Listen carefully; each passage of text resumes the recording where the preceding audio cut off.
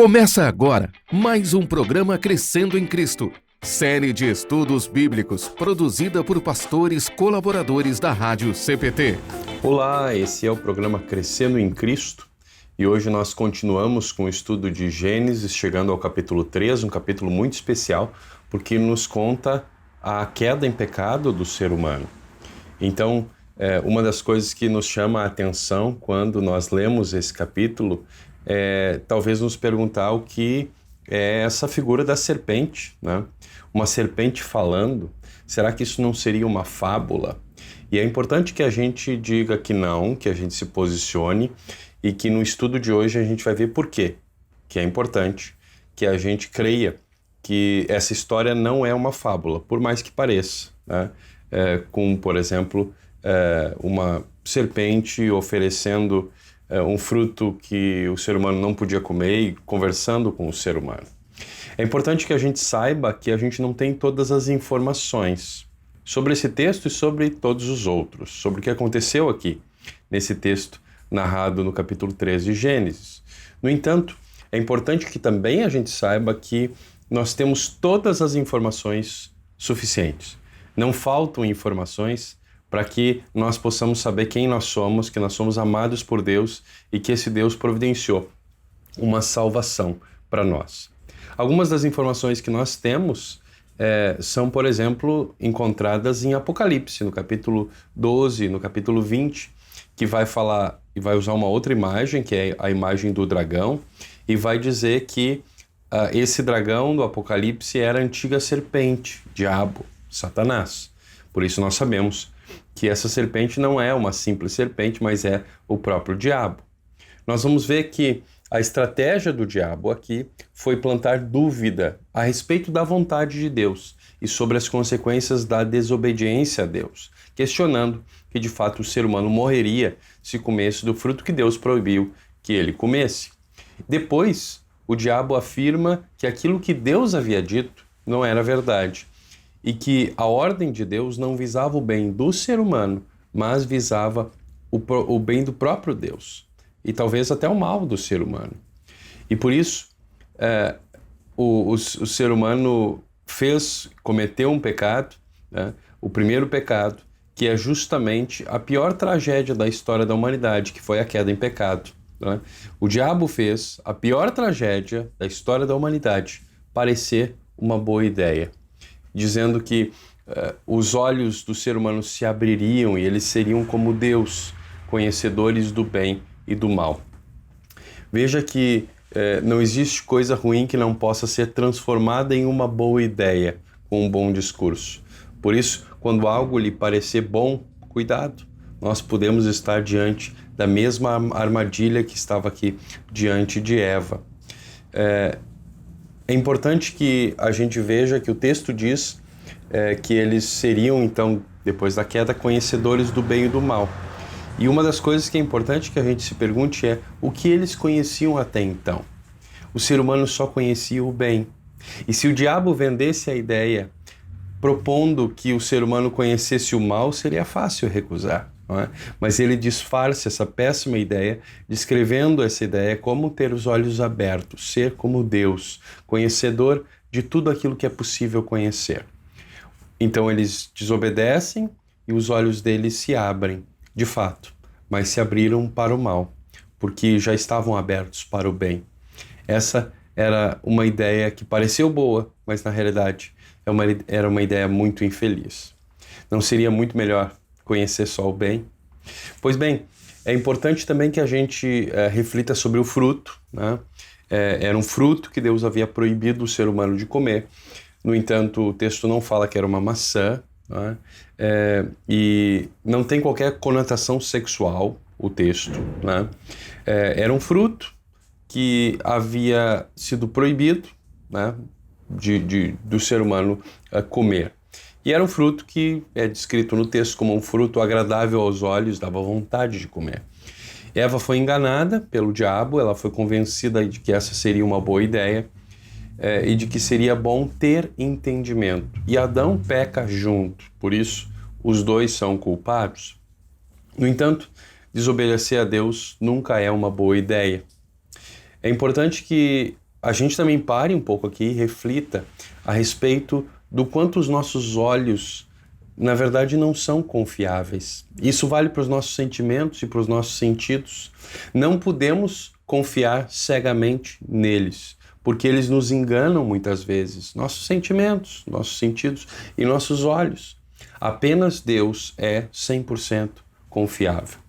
Acontece que Adão e Eva desobedecem a Deus, os olhos deles se abriram para o mal, tanto que eles percebem que estão nus. A nudez, antes natural, passa a ser olhada de uma forma maliciosa, passa a ser motivo de vergonha.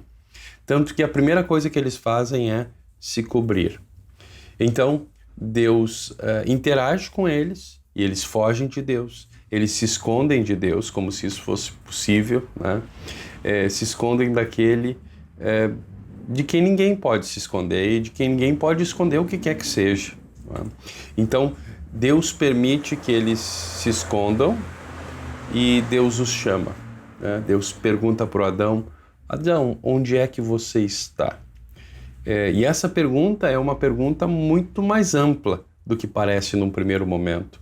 Porque a pergunta é: Adão, o que você foi fazer? Eu já sabia. Deus então pergunta sobre a desobediência e faz essa pergunta como um convite à confissão. Adão, você não quer confessar o seu pecado? E Adão resiste, e Adão não confessa. Adão coloca a culpa na mulher e coloca a culpa em Deus. E esse é o ser humano diante do pecado e da culpa. Ele dificilmente vai aceitar a culpa para si, ele quer jogar para alguém outro. E se ele não encontra alguém para jogar a culpa, ele culpa inclusive a Deus. Não é? Eva também reage da mesma forma, ela não confessa, mas coloca a culpa na serpente, né? Coloca a culpa no próprio diabo, como muitas vezes cristãos fazem. Não é? A culpa é do diabo, quando na verdade a culpa de tanta coisa na vida deles é deles próprios. Não é? E aí então Deus fala com a serpente, amaldiçoando a serpente, dizendo que ela comerá o pó da terra. Isso abre o espaço aqui para a gente se questionar como é que será que a serpente se movimentava antes da queda, né? E não temos subsídio bíblico para responder essa questão. Sabemos que, a partir das palavras de Deus, a serpente rastejaria. E então houve também consequências para a mulher, né? Entre elas listadas aqui no texto: dores na gravidez e no parto e sujeição ao homem.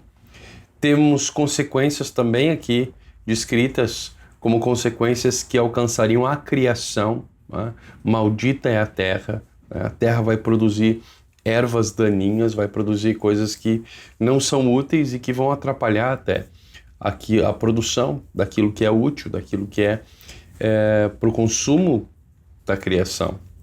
E Deus também fala a respeito de consequências para o homem.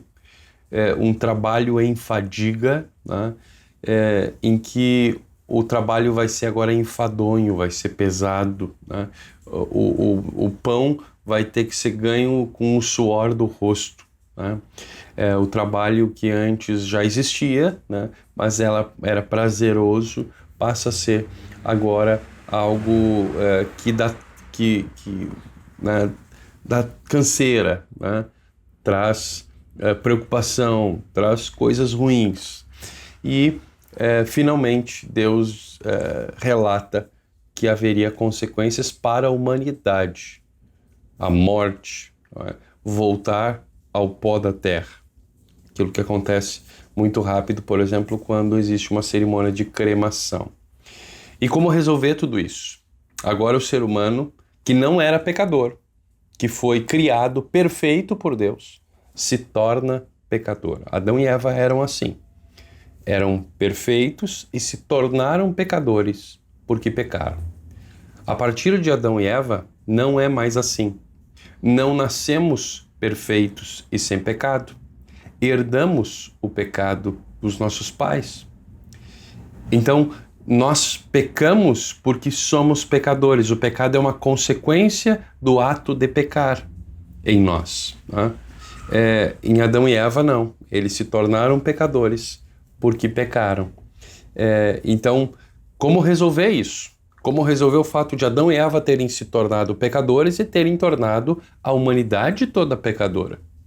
Deus, então, faz uma promessa para a humanidade, para os seus descendentes, para Adão e Eva e para todos os teus descendentes, entre os quais nós também estamos incluídos. O que Deus diz? Deus diz: porém inimizade entre você e a mulher, e entre a sua descendência e o descendente dela. Este, descendente da mulher, lhe ferirá a cabeça e você lhe ferirá o calcanhar. E aqui nós temos a primeira palavra de evangelho do texto bíblico.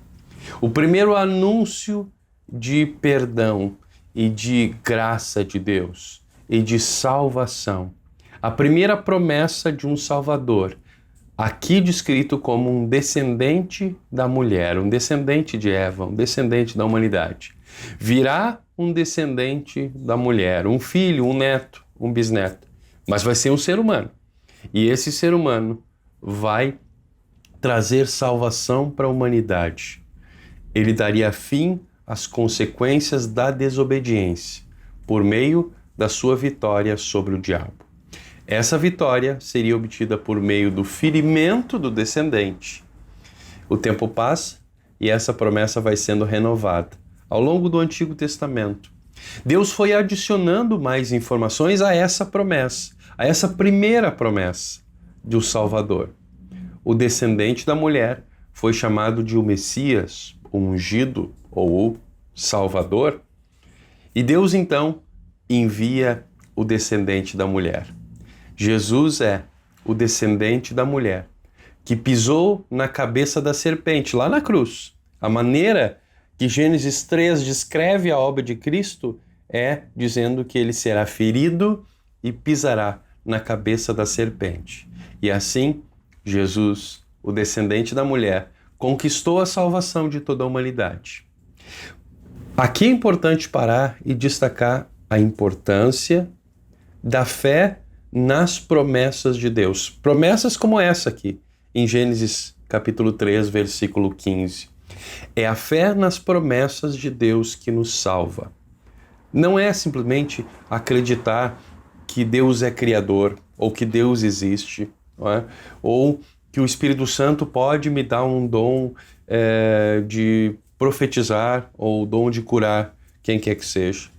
O que salva é crer nas promessas de Deus, especialmente na promessa de que Deus enviou um descendente da mulher, de que Deus enviou um Salvador para me salvar, a mim que sou parte da humanidade pecadora. O Senhor é um Senhor que cuida de nós.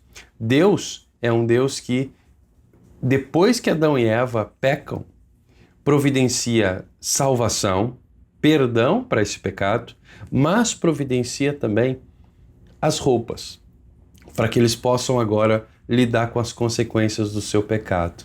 Assim como Deus vestiu Adão e Eva, Deus também nos veste. Deus nos cobre a nossa maldade. Deus cobre os nossos pecados. E é verdade que Deus expulsa Adão e Eva do jardim do Éden, mas isso também pode ser entendido como o evangelho, como algo que Deus fez de bom para a gente. Deus expulsa Adão e Eva do Éden para impedir o acesso deles à árvore da vida, de forma que a vida pudesse ser eterna quando nós chegarmos a comer do fruto da árvore da vida, mas sem o pecado. Deus agora quer fazer com que nós possamos lidar com o pecado por meio de Cristo e depois disso, aí sim, teremos acesso à árvore da vida. Deus não queria que nós tivéssemos uma vida inteira, uma vida eterna com pecado. Por isso, essa é uma boa oportunidade para a gente refletir a respeito da queda em pecado, que é nesse episódio que é narrado aqui, e das suas consequências. Consequências que foram gigantescas para Adão e Eva e para os descendentes de Adão e Eva, para toda a humanidade. A humanidade que herda o pecado de Adão e Eva. Por isso, a partir de então, não é preciso mais pecar para ser pecador. E como eu prometi no início, por que será que é importante que a gente creia que essa história que Deus nos conta aqui é verdadeira? Não é uma fábula. Porque a história da salvação está construída sobre a história da queda. E quando uma delas não é verdade, a outra também não é. Por isso nós, como igreja, cremos que aquilo que Deus nos conta aqui, como aquilo que Deus nos conta em todos os momentos na sua palavra, é verdade. E nós cremos especialmente nas promessas que Deus nos fez e promessas que Ele cumpriu por meio de Jesus, o descendente da mulher, o nosso Salvador. Foi uma alegria ter refletido com vocês sobre o texto de Gênesis, capítulo 3, e eu convido vocês para que vocês possam ler em casa e aprofundar um pouco mais o conhecimento de vocês nesse capítulo tão rico do texto bíblico, que conta a queda do ser humano em pecado, porque nós somos pecadores, mas que também é um momento em que Deus abre a possibilidade da salvação, nos trazendo uma promessa, prometendo o envio do descendente da mulher, descendente que é enviado em Jesus, que vence a serpente, que vence o diabo na cruz e ali conquista a salvação da humanidade toda. Que Deus abençoe a cada um de vocês e nos vemos na próxima oportunidade. Acompanhe este e outros programas em radiocpt.com.br.